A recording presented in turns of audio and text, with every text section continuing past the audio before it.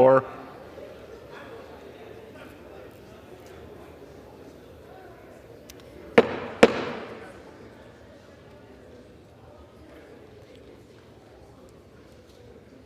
Gentlelady may continue. Thank you, Mr. Speaker. On September 30th, as the House of Representatives met to consider legislation to avoid a government shutdown, Representative Jamaal Bowman of New York knowingly pulled a fire alarm to cause chaos and stop the House from doing its business.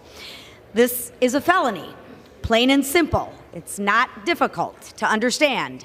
Capitol Police was forced to waste resources in investigating rather than doing their job to keep the Capitol safe. USCP determined Bowman broke the law, and he was indicted by the Attorney General of the District of Columbia. Realizing no number of excuses could get him out of this, Mr. Bowman pled guilty.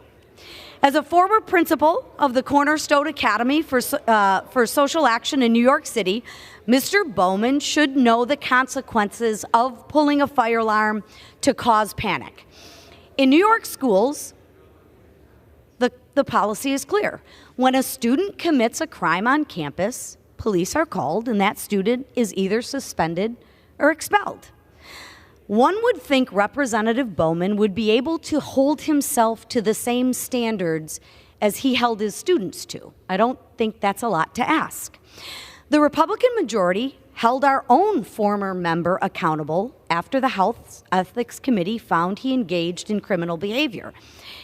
It would be hypocritical for the House Democrats to not join us in holding one of their own members accountable who actually pled guilty to breaking the law.